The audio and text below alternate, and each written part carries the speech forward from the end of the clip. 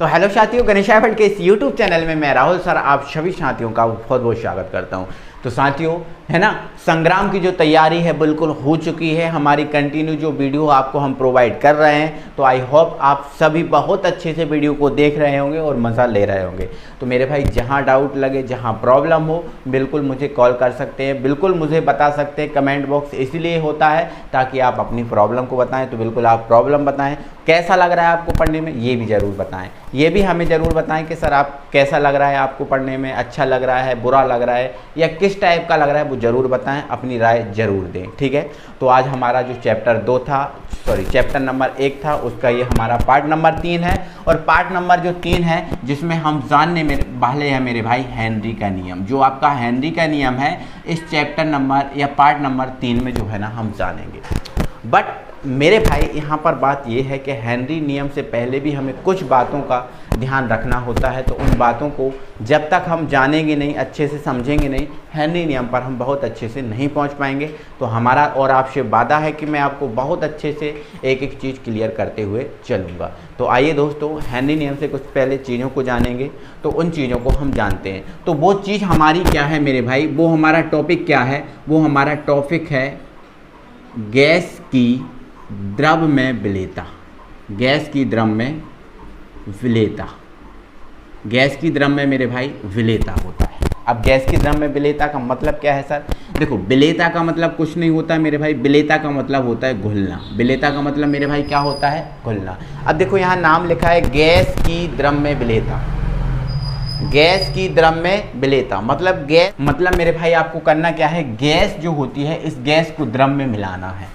Gas को द्रव में मिलाना है, या गैस को द्रव में घोलना है, या गैस को द्रव में परिवर्तित करना है। मतलब सीधी सी बात, आपका ये टारगेट है कि जो गैस है इसको द्रव में अगर परिवर्तित कर दिया तो गैस वही आपकी गैस की द्रव में विलेयता होगी। ठीक है। तो गैस का द्रव में मिलना या गैस का द्रव में घुलना गैस की द्रव में विलेयता कहलाती है। ठीक है ना। तो यहाँ से ध्यान रखना मेरे भाई, मैं यहाँ लिख दे रहा हूँ, गैस का द्रव में मिलना, गैस का द्रव में मिलना या परिवर्तित होना, गैस का द्रव में मिलना या परिवर्तित होना गैस की द्रव में विलेयता कहलाती है। गैस की द्रव में क्या कहलाती है? विलेयता कहलाती है। गैस की द्रव में विलेयता कहलाती है। ठीक है। तो आप याद रखोगे कि गैस का द्रव में मिलना या गैस का द्रव में घुलना आपका क्या कहलाएगा? गैस की द्रव में विलेयता। तो अब गैस की द्रव में विलेयता समझ गए ना, कि गैस को द्रव में मिलाना, गैस को द्रव में परिवर्तित करना गैस की द्रव में विलेयता है। लेकिन मेरे भाई, यहाँ से मेरा आपसे क्वेश्चन है कि जो गैस की द्रव में विलेयता होती है, ये जो गैस की द्रव में विलेयता है, इसको कारक कौन कौन से प्रभावित करते हैं? मतलब यहाँ पर ये प्रभावित कौन कौन से कारक इस गैस की द्रव में विलेयता को करते हैं? अब प्रभावित करने वाले कारक का सिंपल सा मतलब है कि गैस की द्रव में विलेयता कब बढ़ेगी और कब घटेगी। गैस की द्रव में विलेयता कब बढ़ेगी और कब घटेगी। तो प्रभावित करने वाले कारक को हम देखेंगे, जानेंगे और समझेंगे। मतलब जो गैस की द्रव में विलेयता हम समझ गए क्या होती है, लेकिन ये गैस की द्रव में विलेयता कब बढ़ेगी, कब घटेगी, इस चीज़ को हम जानेंगे। तो मेरे भाई, जो गैस की द्रव में विलेयता है, इस गैस की द्रव में विलेयता को प्रभावित करने वाला पहला कारक जो है, वो है आपका गैस की प्रकृति। क्या भाई मेरे भाई? गैस की प्रकृति। अब गैस की प्रकृति का मतलब क्या होता है? हाँ, हर व्यक्ति की प्रकृति अलग होती है। जैसे हमारी प्रकृति अलग है, आपकी प्रकृति अलग है, इस बोर्ड की प्रकृति अलग है, इस मार्कर की प्रकृति अलग है। हर एक पदार्थ की प्रकृति क्या होती है? अलग अलग होती है। तो गैस की भी क्या होती है? कुछ ना कुछ प्रवृत्ति होती है। ठीक है। अच्छा, जैसे अगर समझा जाए, जैसे अगर जाना जाए, अगर हम जल में, या फिर ऐसा बोलें, जल में अगर पत्थर को घोलें, तो आप बताओ, पत्थर क्या जल में घुलेगा? तो आप बोल दोगे सर बिल्कुल सर, पत्थर जल में नहीं घुल सकता। लेकिन नमक को अगर जल में घोलें तो नमक जल में घुल जाएगा, बिल्कुल घुल जाएगा। आप खुद कह सकते हो हाँ सर नमक जल में घुल जाएगा। क्यों? क्योंकि यहाँ नमक और जो पत्थर है इसकी प्रकृति अलग अलग है। पत्थर की प्रकृति ऐसी है कि वो जल में घुलता ही नहीं है, लेकिन नमक की प्रकृति ऐसी है कि वो जल में घुल जाता है। तो मेरे भाई ऐसी कुछ गैस की प्रकृति होती है। यहाँ पर समझना इस बात को। मैंने क्या लिखा है यहाँ पर? गैस की प्रकृति। गैस की क्या प्रकृति, ठीक है। अब यहाँ सुनो, देखो मेरे भाई, कुछ गैसें ऐसी होती हैं, कुछ गैसें ऐसी होती हैं, कैसी होती हैं? जो शीघ्रता से जल में घुल जाती हैं। कुछ गैसें ऐसी होती हैं जो शीघ्रता से जल में घुल जाती हैं। अच्छा, ये गैसें कौन कौन सी हैं सर, ये भी बताएं। तो मेरे भाई, जो आपका CO2 है, आपने सुना होगा कार्बन डाइऑक्साइड, आपने सुना होगा SO2 सल्फर डाइऑक्साइड, और आपने सुना होगा NH3 अमोनिया। ये मेरे भाई ऐसी गैसें हैं जो शीघ्रता से द्रव में परिवर्तित हो जाती हैं। अब ये ऐसी गैसें हैं जो शीघ्रता से द्रव में क्या हो जाती हैं? परिवर्तित हो जाती हैं। अब समझना बात को। जैसे मान के चलो, ये मेरे पास क्या है? पात्र। ये मेरे पास क्या है? एक पात्र। इसमें क्या भरा हुआ है? जल भरा हुआ है। इसमें क्या भरा हुआ है? जल। इसमें क्या भरा हुआ है? जल भरा हुआ है, ठीक है। अब ये जल भरा है और मैं इसमें क्या भर रहा हूँ? मैं इसमें CO2 को मिला रहा हूँ, CO2 को मिला रहा हूँ, जो आपका क्या है? गैस। यहाँ पर जल भरा हुआ है जो क्या है? आपका द्रव, ठीक है। मतलब इस द्रव में इस गैस को मिला रहा हूँ, इस द्रव में क्या कर रहा हूँ? मैं इस गैस को मिला रहा हूँ, CO2 को, ठीक है। और CO2 एक ऐसी गैस है जो शीघ्रता से, मतलब जल्दी द्रव में परिवर्तित हो जाती है, ठीक है। ओके, तो आप बताओ, CO2 को जब इस द्रव में मिलाऊंगा तो ये CO2 कुछ समय बाद द्रव में मिल जाएगी, क्योंकि इसकी प्रवृत्ति ऐसी है कि वो शीघ्रता से द्रव में परिवर्तित हो जाती है, तो ये द्रव में मिल जाएगी। अब ये द्रव में मिल जाएगी, तो गैस की द्रव में विलेयता क्या होगी? ज़्यादा होगी, क्योंकि ये गैस को हमें द्रव में परिवर्तित करना है ना। गैस की द्रव में विलेयता मतलब गैस को द्रव में परिवर्तित करना। तो ये गैस इस द्रव में मिल रही है, मतलब इसकी विलेयता क्या है? इसकी विलेयता क्या है? अब ज़्यादा है, कम है, बट है तो बिल्कुल है, ठीक है। चलो अब दूसरा एग्जाम्पल समझो। देखो मैं यहाँ लिख रहा हूँ, कुछ गैसें ऐसी होती हैं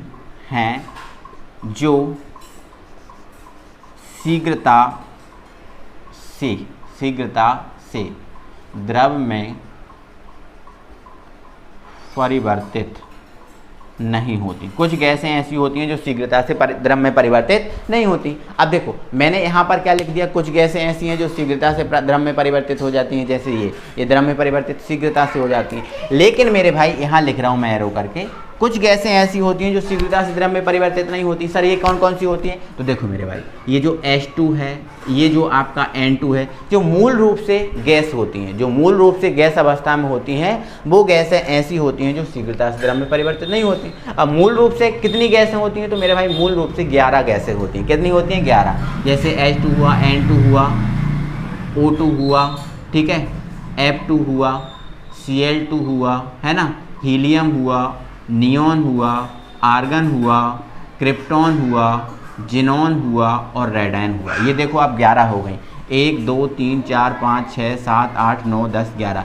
ये ऐसी गैसें हैं, ये मूल रूप से गैस अवस्था में ही रहती हैं, और ये ऐसी गैसें हैं मेरे भाई जो शीघ्रता से द्रव में परिवर्तित नहीं होती। अब शीघ्रता से द्रव में परिवर्तित नहीं होती तो देखो यहाँ पर समझो, यहाँ मैंने एक पात्र ले लिया, इसमें मैंने कोई द्रव भर लिया, इसमें क्या भर लिया? कोई द्रव भर लिया, ठीक है। और मैं यहाँ से इसमें हाइड्रोजन जो गैस अवस्था में है, इस हाइड्रोजन गैस को इस द्रव में मिला रहा हूँ, और यहाँ से मैंने क्या किया था? इस द्रव में मैंने CO2 को मिलाया था। अब समझने वाली बात अब है, समझने वाली बात अब है। अभी तक तो ये चल रहा था, लेकिन समझने वाली बात अब है। अब समझो, यहाँ पर मैं इस द्रव में क्या मिला रहा था? CO2, और यहाँ पर मैं इस द्रव में क्या मिला रहा था? H2। अब देखो, CO2 ऐसी गैस है जो शीघ्रता से द्रव में परिवर्तित हो जाती है, और H2 ऐसी गैस है जो शीघ्रता से द्रव में परिवर्तित नहीं होती। तो बताओ आसानी से कौन सी गैस द्रव में परिवर्तित हो जाएगी? ये वाली ना। जब आसानी से ये वाली गैस द्रव में परिवर्तित हो जाएगी तो इसकी विलेयता ज़्यादा होगी। बताओ, लेकिन ये क्या गैस द्रव में परिवर्तित होगी आसानी से? तो आप कह दोगे सर बिल्कुल नहीं होगी, क्योंकि ये ऐसी गैस है जो शीघ्रता से द्रव में परिवर्तित नहीं होती। तो ध्यान रखना कि इसकी विलेयता द्रव्य में क्या होगी, कम होगी, लेकिन इसकी विलेयता क्या होगी, द्रव्य में ज़्यादा होगी। तो इस बात को याद रखना कि ऐसी गैसें जो शीघ्रता से द्रव्य में परिवर्तित हो जाती हैं उनकी तो विलेयता ज़्यादा होगी, वो तो ज़्यादा जल में मिल जाएंगी, लेकिन ऐसी गैसें जो शीघ्रता से द्रव्य में परिवर्तित नहीं होती उनकी विलेयता जल में क्या होगी, कम होगी। क्या होगी मेरे भाई, कम होगी। मैंने आपको कारण बताया, मैंने पूरा आपको कारण स्पष्ट किया, तो यहाँ से इस चीज़ को समझो, है ना। तो पहला गैस की प्रकृति था, गैस की द्रव्य विलेयता को प्रभावित करने वाले कारकों में, है ना। तो कुछ गैसें ऐसी होती हैं जो शीघ्रता से द्रव्य में परिवर्तित हो जाती हैं, जैसे CO2, SO2, NH3 शीघ्रता से द्रव्य में परिवर्तित हो जाएंगी तो इनकी द्रव्य विलेयता ज़्यादा होगी। और कुछ गैसें ऐसी होती हैं जो शीघ्रता से द्रव्य में परिवर्तित नहीं होती, जैसे आपका H2 द्रव्य में शीघ्रता से परिवर्तित नहीं होता तो इनकी विलेयता क्या होगी, कम होगी। अगर इस पॉइंट को आपको लिखना है तो आप लिख सकते हो, देखो मैं बता दे रहा हूँ, सुनो कैसे लिखना है।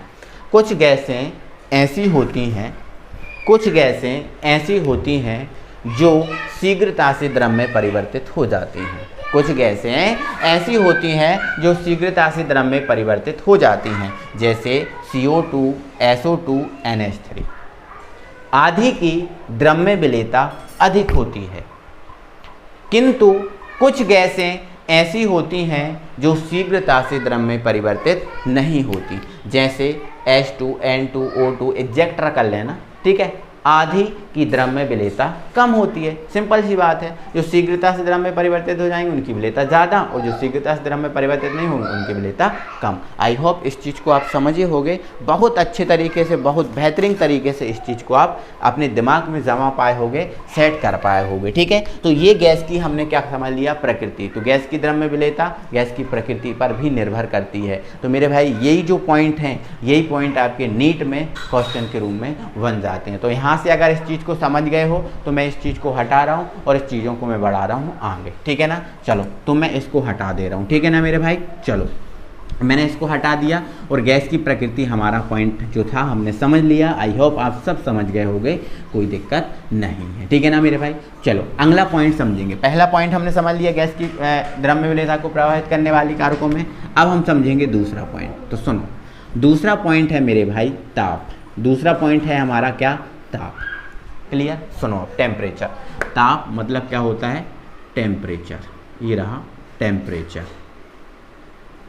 ठीक है, समझना इस बात को। देखो गैस की द्रव्य विलेयता का मतलब क्या है, गैस का द्रव्य में मिलना या गैस का द्रव्य में परिवर्तित होना। मतलब हमारा टारगेट क्या है कि गैस को द्रव्य में परिवर्तित करना। हमारा टारगेट है कि गैस को किस में परिवर्तित करना, द्रव्य में परिवर्तित करना। सुनो अब यहाँ समझना, यहाँ पर बहुत अच्छे से समझना। जैसे मान के चलो मेरे भाई, एक मिनट, जैसे मान के चलो मेरे भाई, मेरे पास क्या है, एक ये पात्र है। क्या है, ये पात्र है, और मैंने इसमें क्या भर दिया, द्रव भर दिया। मैंने क्या भर दिया, द्रव। और द्रव के रूप में मैंने मान लो इसमें क्या भर दिया, जल भर दिया। क्या भर दिया, जल।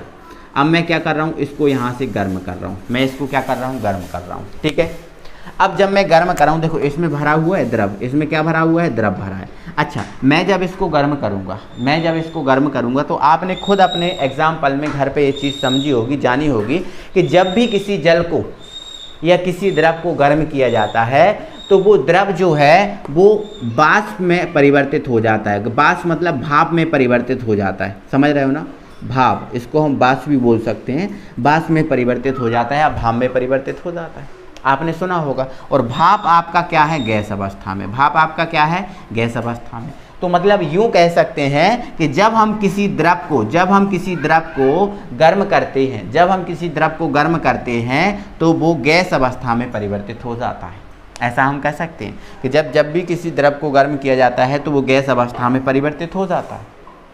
गर्म करना मतलब ताप बढ़ाना। गर्म करने का मतलब क्या होता है, ताप बढ़ाना, तो है ना। द्रव को गर्म करेंगे तो गैस अवस्था में परिवर्तित हो जाएगा, ठीक है। अब ऐसी कंडीशन में अगर हम हाइड्रोजन, मान के चलो हमारे पास हाइड्रोजन गैस है या भला हमारे पास CO2 गैस है, तो बताओ ऐसी कंडीशन में जब ताप बढ़ाओगे तो क्या CO2 और जो H2 हैं वो द्रव में घुलेंगी, वो द्रव में मिलेंगी? बोलो, मिलेंगी क्या? नहीं, बिल्कुल नहीं। क्यों? क्योंकि ताप बढ़ाने पर जो द्रव है वो खुद गैस में परिवर्तित हो रहा है, और हमें क्या करना है, गैस को द्रव में परिवर्तित करना है। तो क्या ऐसा पॉसिबल है ताप बढ़ाने पर?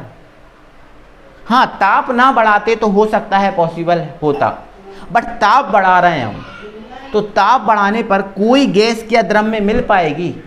बोलो, कोई गैस क्या द्रव्य में मिल पाएगी ताप बढ़ाने पर? बिल्कुल नहीं मिल पाएगी, क्योंकि ताप बढ़ाने पर खुद द्रव किस में परिवर्तित हो रहा है? गैस में परिवर्तित हो रहा है मेरे भाई। बोलो भाई, समझ में आया क्या इस बात को? क्या ये चीज़ समझ में आई आपको? बिल्कुल आई होगी समझ में, मुझे लग रहा है। आई होप मैंने अच्छे तरीके से आपको समझाया, आई होप समझ में आपको आई होगी। ठीक है, नहीं आई तो थोड़ा सा वीडियो को एक बार पीछे कीजिए, फिर से आप इसको समझिए, समझ में आ जाएगा। ठीक है, तो हम इस पॉइंट को अगर लिखेंगे तो लिखेंगे क्या लिखेंगे?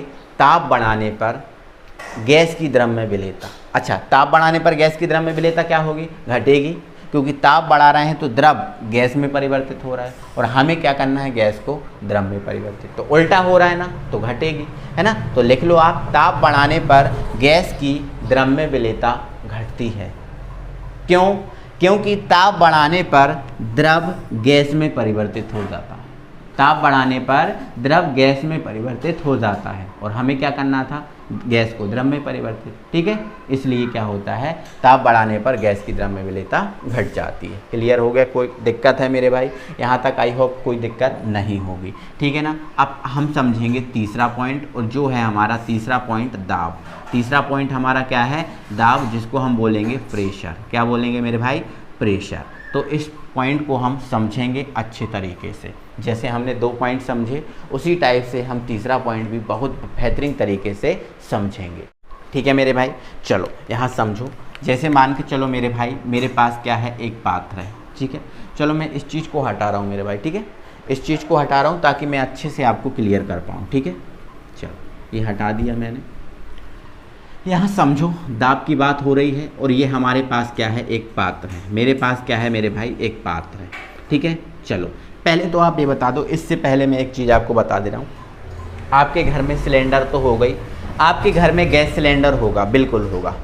आप कहते हो कि गैस सिलेंडर होता है, उसमें एलपीजी गैस होती है। कौन सी गैस होती है? एलपीजी गैस होती है। और गैस तो कोई सी भी हो, वो तो गैस अवस्था में ही होती है, लेकिन मेरे भाई जो आपके घर में सिलेंडर रखा हुआ है, उस सिलेंडर में जो गैस है वो द्रव अवस्था में भरी हुई है। आपके घर में जो सिलेंडर है, उस सिलेंडर में जो गैस है वो द्रव अवस्था में भरी होती है। अच्छा सर, हमें तो पता नहीं कैसे, तो बिल्कुल नहीं पता। तो आप घर में जाओ, सिलेंडर को देखो, उसको हिला के देखोगे तो आपको महसूस होगा कि वो सिलेंडर जो है ना, उसमें कुछ भरा है जो हिल रहा है। वो क्या है? हिल रहा है, और हिलता वही है जिसमें द्रव होता है। गैस का तो कोई आकार आयतन होता नहीं है। अगर गैस होती तो हिलती डुलती नहीं, आपको महसूस ही नहीं हो पाती, लेकिन उसमें गैस द्रव अवस्था में भरी हुई है, इसलिए उसको आप हिलाते डुलाते हो तो आपको महसूस हो रहा है कि यार इसमें कुछ भरा हुआ है जो हिल डुल रहा है। मतलब सिलेंडर में जो गैस है वो द्रव अवस्था में भरी जाती है। अच्छा सर, उसको द्रव अवस्था में कैसे किया जाता है? तो बिल्कुल बता रहा हूँ। देखो यहाँ पर, जैसे मान के चलो मेरे पास क्या है? ये पात्र है। ठीक है, इसमें मान के चलो मेरे भाई यहाँ तक क्या भरी हुई है? हाइड्रोजन भरी हुई है। क्या भरी हुई है? हाइड्रोजन भरी हुई है। हाइड्रोजन, या भला मैंने मान लिया क्या भरी हुई है? इसमें CO2 भरी हुई है। क्या भरी हुई है? CO2, carbon dioxide. अब यदि दोस्तों अगर मुझे इस CO2 को द्रव अवस्था में परिवर्तित करना है, तो मैं क्या करूँगा मेरे भाई? यहाँ पर एक लगाऊंगा पिस्टन। पिस्टन मतलब पिस्टन क्या है? पिस्टन जिसके द्वारा दाब लगाते हैं, जिसके द्वारा हम क्या लगाते हैं? दाब, उसको हम बोलते हैं पिस्टन। तो मैं इसके द्वारा क्या लगाऊंगा? दाब लगाऊंगा। अब जैसे ही दाब लगाऊंगा तो पिस्टन नीचे जाएगा। अब पिस्टन नीचे जाएगा तो जो गैस का आयतन है, जो इतना अभी इतना है, गैस का आयतन जो अभी इतना इधर तक फैला हुआ है, उस आयतन में क्या होगी? कमी होगी। और आयतन में कमी होगी, और पिस्टन को जैसे दबाऊंगा, अभी पिस्टन यहाँ है, और एक समय ऐसा आएगा जब मैं पिस्टन को दबाऊंगा तो पिस्टन कहाँ आ जाएगा? यहाँ आ जाएगा। पिस्टन कहाँ आ जाएगा? यहाँ आ जाएगा। अब पिस्टन यहाँ आ जाएगा तो आयतन में क्या हो गई? कमी हो गई। और आयतन में कमी हो गई, लेकिन गैस की मात्रा में क्या हो गई? वृद्धि हो गई। अब गैस की मात्रा में वृद्धि हो गई तो ये जो गैस है, ये जो CO2 गैस है, वो गैस द्रव अवस्था में परिवर्तित हो जाएगी। अभी ये गैस अवस्था में है, पिस्टन के द्वारा जब दाब लगाएंगे तो ये जो दाब के कारण ये गैस द्रव अवस्था में परिवर्तित हो जाती है। तो मेरे भाई जो आपका LPG सिलेंडर होता है, उस LPG सिलेंडर में अधिक दाब अधिक लगाकर जो LPG गैस है उसको द्रव अवस्था में करके सिलेंडर में भर दिया जाता है। मतलब सिलेंडर में जो भरी गैस है वो द्रव अवस्था में होती है। समझ रहे ना? कोई दिक्कत है? ठीक है। तो अब यहाँ समझना कि दाब बढ़ाते हैं तो कोई गैस द्रव में परिवर्तित हो जाती है, ये याद रखना। हम पढ़ रहे हैं क्या, गैस की द्रव में विलेयता। हम क्या कर रहे हैं, गैस को द्रव में परिवर्तित कर रहे हैं। गैस को किस में परिवर्तित कर रहे हैं मेरे भाई, द्रव में परिवर्तित कर रहे हैं। गैस को किस में परिवर्तित कर रहे हैं, द्रव में। और दाब बढ़ाने पर कोई भी गैस द्रव में परिवर्तित हो जाती है बड़ी आसानी से, ठीक है।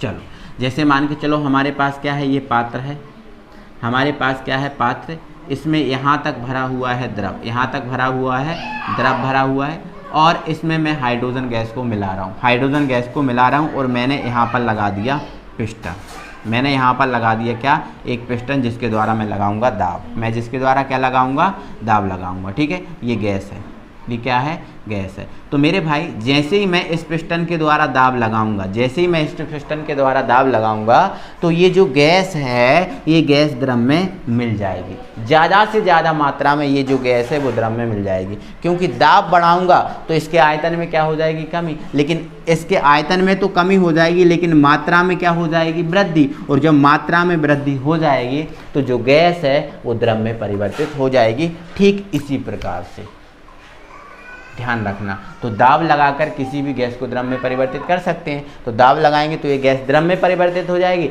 और द्रव में जब परिवर्तित हो जाएगी तो द्रव और द्रव आपस में बहुत अच्छे तरीके से मिल जाएंगे। और जब ये गैस द्रव में मिल जाएगी, मतलब गैस की द्रव में विलेयता क्या होगी, ज़्यादा होगी। सिंपल सी बात है। तो ध्यान रखना मेरे प्यारे भाइयों, मेरे सुंदर से भाइयों, मेरी सुंदर सी बहनों, कि दाब बढ़ाने पर गैस की द्रव में विलेयता बढ़ती है। दाब बढ़ाने पर गैस की द्रव में विलेयता बढ़ती है, क्योंकि दाब बढ़ाने से गैस की मात्रा में वृद्धि हो जाती है। फलस्वरूप कोई गैस द्रव में परिवर्तित हो जाती है। ये चीज़ आपको अपनी कॉपी में अच्छे तरीके से लिख लेना है। तो ये मेरे भाई हुई गैस की द्रव में विलेयता। गैस का द्रव में मिलना या परिवर्तित होना गैस की द्रव में विलेयता कहलाता है। इसको 3 कारक प्रभावित करते हैं। पहला कारक गैस की प्रकृति। ऐसी गैसें जो शीघ्रता से द्रव में परिवर्तित हो जाती हैं उनकी विलेयता ज़्यादा होगी, और ऐसी गैसें जो शीघ्रता से द्रव में परिवर्तित नहीं होती उनकी विलेयता कम होगी। अगला पॉइंट था हमारा ताप। ताप बढ़ाएंगे तो गैस की द्रव में विलेयता घट जाएगी, क्योंकि ताप बढ़ाने से कोई गैस द्रव में परिवर्तित हो जाती है, कोई द्रव गैस में परिवर्तित हो जाता है। दाब बढ़ाएंगे तो गैस की द्रव में विलेयता बढ़ेगी, क्योंकि दाब बढ़ाने से गैस की मात्रा में वृद्धि होती है, जिससे गैस द्रव में परिवर्तित हो जाती है। आई होप बेहतरीन तरीके से आप इस चीज़ को अपने दिमाग में फीड कर पाए होंगे, बहुत अच्छे तरीके से इस चीज़ को समझ पाए होंगे। तो अब मेरे भाई हम आ जाते हैं हेनरी के नियम पर। तो दोस्तों जान लेते हैं आप बहुत अच्छे तरीके से हेनरी का नियम। क्लियर है, गैस की द्रव में विलेयता आप समझ गए बहुत अच्छे से। चलो हेनरी का नियम जान लो और बहुत अच्छे से इस चीज़ को समझ लो। तो सुनो मेरे भाई, हेनरी, पहला क्वेश्चन हमारा यह है कि हेनरी जो महोदय हैं इन्होंने अपना नियम क्यों दिया। मेरे भाई इससे पहले यदि आपने वीडियो को लाइक नहीं किया है तो ज़रूर वीडियो को मेरे भाई लाइक कर दें। वीडियो को लाइक करके चैनल को सब्सक्राइब ज़रूर कर लें अगर आप नए व्यूअर हैं तो, और वीडियो को जो है ना शेयर बहुत ज़्यादा करें, ताकि हमारा बहुत ज़्यादा आपकी तरफ से बहुत ज़्यादा सपोर्ट मिल सके और हम आगे बढ़ सकें। ठीक है ना। तो मेरे भाई आपके लिए हम मेहनत कर रहे हैं, मेहनत करते भी हैं। ठीक है, जितना ज़्यादा आपका सपोर्ट मिलेगा उतना ज़्यादा हम आप मेहनत करेंगे। ठीक है ना। तो चलो जान लेते हैं हेनरी का नियम। तो पहला क्वेश्चन है हेनरी का नियम दिया क्यों गया। तो हेनरी का नियम क्यों दिया गया, इसका आंसर मेरे भाई ये है कि जो गैस की द्रव में विलेयता है, हम पढ़ चुके, जो गैस की द्रव में विलेयता है, इस गैस की द्रव में विलेयता पर दाब का प्रभाव, किसका प्रभाव मेरे भाई, दाब का प्रभाव। दाब क्या होता है, तो दाब क्या होता है मेरे भाई, पी होता है, पी होता है, क्या होता है, पी। तो इस गैस की द्रव में विलेयता पर जो दाब होता है, इस दाब का प्रभाव समझाने के लिए, दाब का प्रभाव समझाने के लिए हेनरी महोदय ने अपना नियम दिया था सन 1802 से 1803 में। मतलब किसी बुक में आपको मिल जाएगा 1802 और किसी बुक में मिल जाएगा आपको 1803, इसलिए मैंने 1802 से 1803 लिखा दिया। तो गैस की जो द्रव में विलेयता है इस पर दाब का प्रभाव समझाने के लिए सन 1802 से 1803 में हेनरी नामक वैज्ञानिक ने अपना नियम दिया। तो क्वेश्चन आपका यह है कि हेनरी महोदय ने अपना नियम क्यों दिया, तो इसका आंसर है गैस की द्रव में विलेयता पर दाब का प्रभाव समझाने के लिए हेनरी महोदय ने अपना नियम दिया। अच्छा ये बात है, बिल्कुल। अच्छा ये भी तो बताओ सर गैस की द्रव्य विलेयता पर दाब का प्रभाव क्या पड़ता है। तो वो जो चीज मैंने अभी बता दी, वो तो मैंने अभी बता दिया ना मेरे भाई। क्या बता दिया मैंने? ये बता दिया कि अगर दाब बढ़ रहा है, दाब क्या हो रहा है? बढ़ रहा है, तो जो गैस की द्रव्य विलेयता है वो भी मेरे भाई बढ़ेगी। मैंने अभी बताया कि दाब बढ़ाने पर गैस की द्रव्य विलेयता बढ़ती है, क्योंकि दाब बढ़ाने से कोई गैस की मात्रा में वृद्धि हो जाती है, तो गैस की द्रव्य विलेयता निश्चित है बढ़ेगी। बढ़ेगी, अभी बताया मैंने गैस की द्रव्य विलेयता को प्रभावित करने वाले कारकों में। तो दाब बढ़ाएंगे तो गैस की द्रव्य विलेयता बढ़ेगी, और दाब घटाएंगे अगर तो गैस की द्रव्य विलेयता भी घटेगी। ये बढ़ने का साइन है, बढ़ती है, ये वाला बढ़ती वाला साइन है, और ये वाला घटती वाला साइन है। ये क्या है? घटती वाला साइन है। तो ध्यान रखना, दाब बढ़ाओगे तो गैस की द्रव्य विलेयता बढ़ेगी, और दाब घटाओगे तो गैस की द्रव्य विलेयता घटेगी। ये चीज मैंने आपको पहले ही बता दी, लेकिन उनसे जो मैंने बताई है, लेकिन सबसे पहले इन्होंने ही इस चीज को बताया था कि जब दाब बढ़ाओगे तो गैस की द्रव्य विलेयता बढ़ जाएगी, लेकिन दाब घटाओगे तो गैस की द्रव्य विलेयता घट जाएगी। तो ये इस चीज को याद रखना। क्लियर हुआ? गैस की द्रव्य विलेयता पर दाब का प्रभाव समझाने के लिए सन 1802 से 3 में हेनरी नामक वैज्ञानिक ने एक नियम दिया, जिसे हेनरी का नियम कहते हैं। Any problem? अच्छा, अब ये जो नियम था वो क्या था? नियम तो दिया, लेकिन ये नियम क्या था? तो वो नियम था, समझो यहाँ पर, जैसे मान के चलो मेरे पास क्या है, ये एक पात्र है। मान के चलो मेरे पास क्या है? ये पात्र है, ठीक है। और इस पात्र में एक द्रव भरा हुआ है, ये भरा हुआ है द्रव। ये क्या भरा हुआ मेरे भाई? द्रव भरा हुआ है, ठीक है। ये द्रव भरा हुआ है, ठीक। इस द्रव में मैं कह रहा हूँ, इसमें हाइड्रोजन गैस को मैं मिला रहा हूँ। हाइड्रोजन गैस को क्या कर रहा हूँ मेरे भाई? मैं इस द्रव में मिला रहा हूँ, ठीक है। ये हाइड्रोजन गैस है जिसमें मैं इस द्रव में मिला रहा हूँ, ठीक है। और हाइड्रोजन गैस की मात्रा मैंने मान ली स्मॉल एम है। देखो मैं ये नहीं मान रहा हूँ कि 100 ग्राम है, 200 ग्राम है। देखो मैं अगर 100 ग्राम बोलूँगा तो आप बोलोगे सर 200 ग्राम ले लो, दूसरा बोलेगा सर 300 ग्राम ले लो, चौथा बोलेगा 400 ग्राम ले लो। इसलिए मैं क्या कर रहा हूँ? एम ग्राम कर ले रहा हूँ। अब एम की जगह तुम्हें 100 200 जितना भी रखना है वो रख लेना, कोई दिक्कत नहीं, ठीक है। और मैंने यहाँ पर क्या लगा दिया मेरे भाई? एक पिस्टन लगा दिया। क्या लगा दिया? पिस्टन लगा दिया। और पिस्टन के द्वारा मैं क्या कर रहा हूँ? इस पर दाब लगा रहा हूँ। क्या लगा रहा हूँ? दाब लगा रहा हूँ, ठीक है, ओके। तो मेरे भाई इनने बोला था ना गैस की द्रव्य विलेयता दाब बढ़ाने पर बढ़ेगी और दाब घटाने पर घटेगी, ऐसा बोला था ना। तो इन्होंने अपना जो नियम दिया वो नियम दिया था स्थिर ताप पर। कौन से ताप पर मेरे भाई? स्थिर ताप पर। अच्छा, स्थिर ताप पर क्यों दिया मेरे भाई? स्थिर ताप पर इसलिए दिया क्योंकि स्थिर ताप पर अगर कोई काम करोगे वो बहुत अच्छे तरीके से होगा, है ना, बहुत अच्छे तरीके से होगा। आप जैसे चाय ही बना रहे हो तो चाय आप स्थिर ताप पर, एक नियत ताप पर बनाओगे तो बहुत अच्छी बनेगी। लेकिन कभी आपने तेज़ कर दिया, मद्दा कर दिया, तेज़ कर दिया, मद्दा कर दिया, तो वो उसमें टेस्ट नहीं आएगा जो स्थिर ताप पर आता है। तो स्थिर ताप पर कोई चीज़ बहुत अच्छे से होती है, इसलिए ऐसा हम करते हैं, ठीक है। तो इन्होंने अपना नियम दिया स्थिर ताप पर, और उन्होंने कहा कि स्थिर ताप पर, क्या पर मेरे भाई? स्थिर ताप पर, ध्यान रखना इस बात। स्थिर ताप पर किसी द्रव में विलेय, कि ये द्रव है ना, इस द्रव में किसको मिला रहे हैं? गैस को मिला रहे हैं। किसी द्रव में विलेय, किसी द्रव में विलेय, किसी द्रव में विलेय इस गैस की मात्रा, ये जो गैस की मात्रा है स्थिर ताप पर किसी द्रव में विलेय जो गैस की मात्रा है उस पर लगाए गए दाब के कैसी होगी? समानुपाती। दाब के कैसी होगी? समानुपाती। समानुपाती का मतलब जानते हो मेरे भाई? समानुपाती का मतलब होता है, जैसे मान के चलो अगर लिखा है ए समानुपाती बी, ऐसा समानुपाती को ऐसे लिखते हैं, ए समानुपाती बी। तो समानुपाती का मतलब होता है कि अगर ये चीज़ बढ़ रही है तो ये भी चीज़ बढ़ेगी, और अगर ये चीज़ घट रही है तो ये चीज़ भी घटेगी। समान अनुपात का मतलब समान अनुपात में बढ़ना और समान अनुपात में घटना। तो जो गैस की मात्रा होती है वो लगाए गए दाब के कैसी होती है? समानुपाती। अर्थात दाब बढ़ाओगे तो गैस की मात्रा क्या होगी? बढ़ेगी, और दाब घटाओगे तो गैस की मात्रा भी क्या होगी? घटेगी। समझ गए? तो इनने क्या बोला? इनने बोला स्थिर ताप पर किसी द्रव में विलेय गैस की मात्रा उस पर लगाए गए दाब के कैसी होती है? समानुपाती। आई होप मेरे प्यारे भाइयों इस चीज़ को आप बहुत अच्छे तरीके से अपने माइंड में कैच कर पाए होंगे, बिल्कुल अच्छे तरीके से कैच कर पाए होंगे। तो आइए हम इसको पूरा लिखा देते हैं थ्योरी के रूप में, ताकि आप बहुत अच्छे से इसको समझ पाओ, कंप्लीट कर पाओ। तो देख लेते हैं दोस्तों। तो दोस्तों मैं यहाँ पर थ्योरी लेके आया हूँ, मैंने आपको पूरा समझा दिया, आप एक बार थ्योरी देख लो, ठीक है।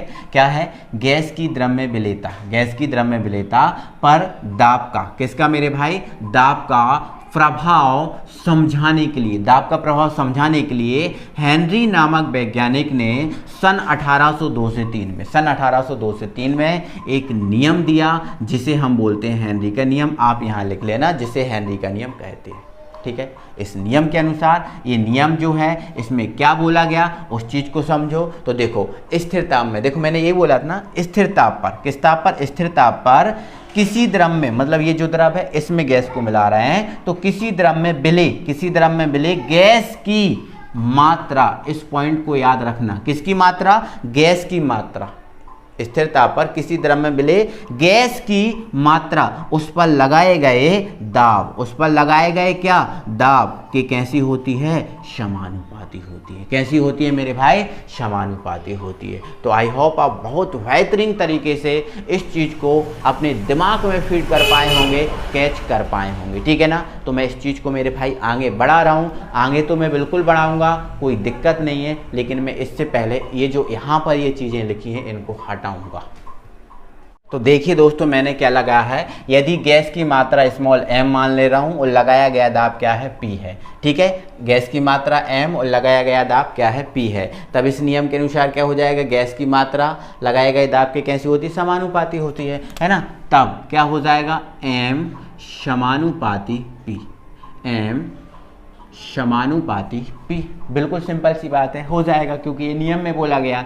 अब दोस्तों एक बात जानते हो कि जब जब आपका समानुपाती का चिन्ह हटता है तब तब एक नियतांक आता है। तो यहाँ पर जो नियतांक है वो K आ गया, ठीक है। लेकिन मैं K ना लेके KH लूँगा, क्योंकि H for Henry, H for क्या होता है? हेनरी। तो मैं H ले लूँगा और ये आपका आ गया P, ठीक है। मैं यहाँ लिख दूँगा जहाँ KH एक नियतांक है, जहाँ KH एक नियतांक है। KH क्या है मेरे भाई? एक नियतांक है, जिसे तो दोस्तों हम यहाँ से क्या कर सकते हैं, ये तो हमने समझ लिया कि KH एक नियतांक है, जिसे हेनरी नियतांक कहेंगे। अब मैं दोस्तों अगर मैं KH की वैल्यू निकालना चाहूँ तो P को कहाँ भेजूंगा? M के बटे में भेजूंगा। तो यहाँ से हमारा KH बराबर निकल जाएगा M/P, सिंपल बात है। KH बराबर आ गया M/P। अब देखो KH के सामने कौन है? M है, मतलब KH के सामने कौन है? M है, मतलब KH M के समान अनुपाती है। सामने है मतलब समान अनुपाती है, लेकिन KH P के क्या है? बटे में। देखो KH और P में क्या है? देखो P बटे में है ना। तो KH और P जो है वो बटे में है और KH और M है वो सामने है, मतलब समान अनुपात में। तो जो सामने होता है वो समान अनुपात होता है और जो बटे में होता है वो व्युत्क्रमानुपाती होता है। और व्युत्क्रमानुपाती का मतलब ये होता है मेरे भाई, अगर एक बढ़ेगा तो दूसरा घटेगा। मतलब यदि KH बढ़ रहा है तो जो P है वो घटेगा, लेकिन KH अगर घट रहा है, जो एक सेकेंड देखो, KH अगर बढ़ रहा है तो ये घटेगा और KH यदि घट रहा है तो ये चीज़ क्या होगी? बढ़ेगी। ये व्युत्क्रमानुपाती कहती है। लेकिन समानुपाती क्या कहता है? ये बढ़ रहा है तो ये भी बढ़ेगा और ये घट रहा है तो ये भी घटेगा। तो ध्यान रखना कि जो KH है वो दो कारकों पर निर्भर करता है। ये एक तो गैस की मात्रा पर और दूसरा गैस पर लगाए गए दाब पर, गैस पर लगाए गए दाब पर, है ना। तो मात्रा बढ़ाओगे तो KH का मान बढ़ेगा, मात्रा घटाओगे तो KH का मान घटेगा, है ना। अब दाब बढ़ाओगे तो KH का मान घटेगा और दाब घटाओगे तो KH का मान बढ़ेगा। इस चीज़ को आपको याद रखना है मेरे भाई बहुत अच्छे से तरीके से। तो ये हमारा हेनरी नियम जो नियतांक है, हेनरी का जो नियम है, गैस की मात्रा मतलब और दाब के रूप में हमारा खत्म होता है, गैस की मात्रा और दाब के रूप में खत्म होता है। लेकिन मेरे भाई अभी ये हेनरी नियम कंप्लीटली खत्म नहीं हुआ, क्योंकि कल को कॉम्पिटिटिव एग्जाम में कोई क्वेश्चन बना या न्यूमेरिकल क्वेश्चन बना तो आप तो यही कहोगे कि सर ये तो हमें पढ़ा ही नहीं गया। तो मैं दोस्तों हेनरी जो नियम है इसका एक रूप और आपको दिखाता हूं, पहले आप इसका स्क्रीनशॉट लीजिए और मैं इसका फिर एक रूप और दिखाता हूं, उसको आप समझिए। दोस्तों इसका दूसरा रूप ये है, यदि जो गैस की मात्रा है, जो गैस की मात्रा है, यदि इस गैस की मात्रा को, या फिर हम ऐसा कहें गैस की, यहां पर लिख दूंगा यदि गैस की द्रव में विलेयता, गैस की द्रव में विलेयता, जो गैस की द्रव में विलेयता है ऐसे, यदि गैस की द्रव में विलेयता को मोल प्रभास, मोल प्रभास मतलब x। अब ये सर मोल प्रभास क्या होता है, तो देखो मोल प्रभास को मैं एक लाइन में बता दे रहा हूँ कि जो मोल प्रभास है वो मोलों का अनुपात होता है, जो मोल प्रभास है मोलों का अनुपात होता है। और ये मोल प्रभास अलग से पूरा एक टॉपिक आएगा, वहाँ पर मैं बहुत अच्छे से आपको क्लियर करूँगा, समझाऊँगा। अभी आप ये समझिए कि मोल प्रभास क्या है, मोलों का अनुपात। तो यदि गैस की द्रव में जो विलेयता होती है उसको मोल प्रभास x के रूप में व्यक्त किया जाता है। तो गैस पर जो लगाया गया दाब होता है अर्थात P होता है वो मोल प्रभास के कैसा होता है, समानुपाती होता है। ये हेनरी का नियम कहता है। अगर मोल प्रभास के रूप में हेनरी को बताया जाए तो लगाया गया दाब मोल प्रभास के कैसा होगा, समानुपाती, अर्थात P समानुपाती x। दाब मोल प्रभास दाब मोल प्रभास के समानुपाती होता है, अर्थात ये लिख सकते हैं। ठीक है, समानुपाती का फिर से चिन्ह हटाएंगे, एक नियतांक आएगा आपका KH और ये आपका x। यहाँ से हमारा ये फॉर्मूला बन गया। KH एक नियतांक है जिसे हेनरी नियतांक कहेंगे।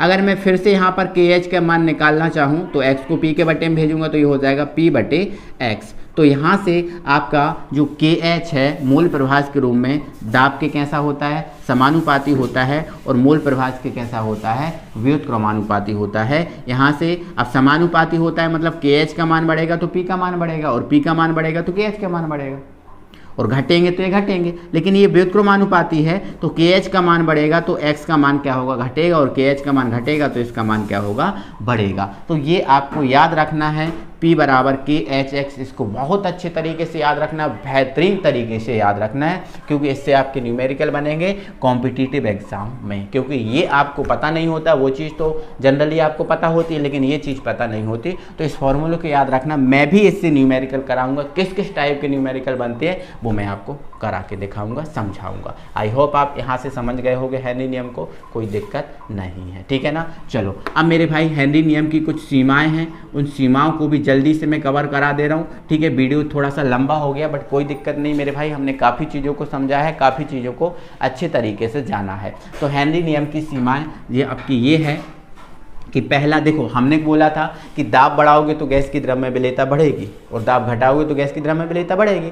लेकिन मेरे भाई इसमें दाब का मान बहुत ज़्यादा नहीं बढ़ाना चाहिए, एक लिमिट तक बढ़ाना चाहिए। दाब बढ़ाना चाहिए, हम नहीं कह रहे दाब बढ़ाओगे तो गैस की द्रव में विलेयता बढ़ेगी, तो दाब बढ़ाना चाहिए लेकिन दाब बहुत ज़्यादा नहीं बढ़ाना चाहिए। ठीक है, तो इसमें पहला पॉइंट ये है कि इसमें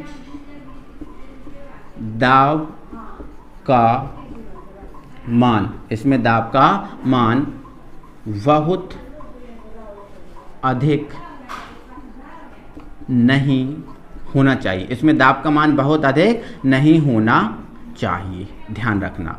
और यहाँ पर ये इसकी सीमा ये है कि इसमें ताप का मान कम होना चाहिए लेकिन बहुत कम नहीं होना चाहिए। दाब का मान बहुत ज़्यादा नहीं होना चाहिए और इसमें ताप का मान बहुत कम नहीं होना चाहिए। ताप का मान बहुत कम नहीं होना चाहिए, इस बात को याद रखना। दाब का मान बहुत ज़्यादा नहीं होना चाहिए और ताप का मान बहुत कम नहीं होना चाहिए। ये आपको सीमाएं इसकी याद रखना है। और एक तीसरी सीमा और लिखा दे रहा हूँ मेरे भाई यहाँ पर कि इसमें विलय के साथ संगुणन या वियोजन नहीं होना चाहिए। इसमें गैस का द्रव के साथ संगुणन या वियोजन नहीं होना चाहिए। संगुणन या वियोजन नहीं होना चाहिए मतलब यहाँ पर यह है कि इसमें गैस का द्रव के साथ संगुणन या वियोजन नहीं होना चाहिए। मतलब ऐसी गैस ना हो जो द्रव के साथ अपने आप मिल जाए। अब द्रव के साथ कोई गैस अपने आप मिल जाएगी तो दाब का तो कोई महत्व भी नहीं रहेगा। तो भाई यही कह रहा है कि ऐसी गैस ना होना चाहिए द्रव के साथ अपने आप मिल जाए, द्रव के साथ अपने आप संगुणन हो जाए उसका, या फिर उसमें मिलके उसको द्रव को क्या कर दे, वियोजित कर दे। ऐसी गैस नहीं होना चाहिए जो अपने आप द्रव में मिल जाए और उसको मिलके उसका वियोजन कर दे, उसको तोड़ दे, ऐसा नहीं होना चाहिए। तो ध्यान रखना, इसमें गैस का द्रव के साथ संगुणन या वियोजन नहीं होना चाहिए, इस बात को याद रखना। तो ये है जो आपका हेनरी नियम जो है, इस हेनरी नियम की क्या है, सीमाएं हैं मेरे भाई। इन सीमाओं को भी बहुत अच्छे तरीके से याद रख लेना। इसके बाद हेनरी नियम के कुछ अनुप्रयोग भी हैं, उन अनुप्रयोग को भी जो है ना मैं बता दे रहा हूँ। अनुप्रयोग मतलब उपयोग, अनुप्रयोग मतलब उपयोग, ठीक है। तो यहाँ पर मैं अनुप्रयोग को भी बता दे रहा हूँ, अनुप्रयोग मतलब उपयोग, ठीक है। तो पहला तो हेनरी नियम का अनुप्रयोग क्या जाता है, पेय पदार्थों के निर्माण में। किसमें मेरे भाई, पेय पदार्थों के निर्माण में, पेय पदार्थों के निर्माण में। अच्छा, पेय पदार्थों के निर्माण में कैसे सर? मेरे भाई आपने देखा होगा अभी कोल्ड ड्रिंक्स, स्प्राइट है ना, माजा, ये सब चीज़ें कोल्ड ड्रिंक्स बन रही हैं। तो मेरे भाई जब क्या होता है, जब ये कोल्ड ड्रिंक्स बनाई जाती हैं तो इन कोल्ड ड्रिंक्स में अधिक दाब पर एक गैस भरी जाती है। जैसे आपने देखा होगा थम्स अप, कोका कोला, जब इनको खोलते हो तो इनमें से एक गैस निकलती है सुर्र की आवाज़ करके एक गैस निकलती है। अच्छा, गैस निकलती है, क्यों निकलती है? गैस डाली जाती होगी उसमें, तब तो वो गैस निकलती है। तो बिल्कुल मेरे भाई सही है। जब इनको जो तैयार किया जाता है तो इनमें क्या करते हैं, अधिक दाब पर गैस भर देते हैं। अधिक दाब पर इसलिए भरते हैं क्योंकि वो गैस है वो द्रव के साथ मिल जाए, इसलिए अधिक दाब पर इन पेय पदार्थों में, कोल्ड ड्रिंक्स में एक गैस भरी जाती है। तो अधिक दाब पर गैस भरी जा रही है, क्यों भरी जा रही है? ताकि वो गैस द्रव में मिल जाए। तो अधिक दाब पर गैस भर रहे हैं ताकि वो द्रव में मिल जाए, तो हेनरी नियम का उपयोग नहीं हो रहा। हेनरी नियम तो यही कहता है कि दाब बढ़ाओगे तो गैस की द्रव में विलेयता बढ़ेगी। तो वही काम तो तुम कर रहे हो, वही तो काम कर रहे हो। तो पेय पदार्थों के निर्माण में हेनरी नियम का उपयोग हो रहा है, ठीक है। दूसरा हो रहा है गोताखोरों द्वारा गहरे समुद्र में, गोताखोरों द्वारा गहरे समुद्र में सांस लेने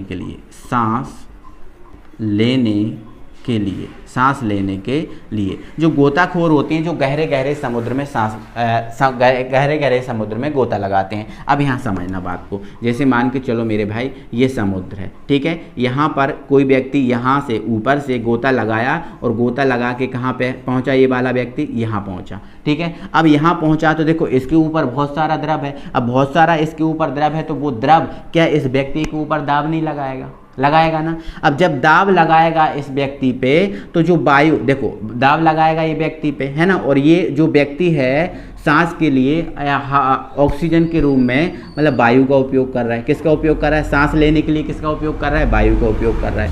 अब आपको पता है वायु में क्या होती है? नाइट्रोजन होती है। वायु में क्या होती है? ऑक्सीजन होती है ना।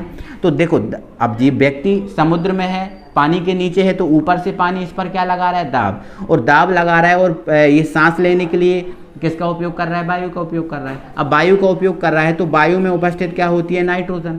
और क्या होती है? ऑक्सीजन। तो हमें ये भी पता है कि हमारा जो ब्लड है वो ऑक्सीजन के साथ चलता है, हमें पता है ना। लेकिन अधिक दाब होने के कारण जो वायु में उपस्थित जो नाइट्रोजन है वो भी हमारे गोताखोर जो होता है, गोताखोर के रक्त में चली जाती है। गोताखोर के रक्त में क्या होती है? चली जाती है। अब जैसे ही नाइट्रोजन गोताखोर के रक्त में चली जाएगी तो जैसे ही गोताखोर बाहर निकलेगा तो गोताखोर के जो शरीर है उस पर बड़े बड़े फफोले पड़ने लगते हैं। जैसे सीतंग फूलता है ना, उस टाइप के इसके ऊपर फफोले पड़ने लगते हैं। क्योंकि जब नाइट्रोजन गैस हमारे ब्लड में प्रवेश कर रही है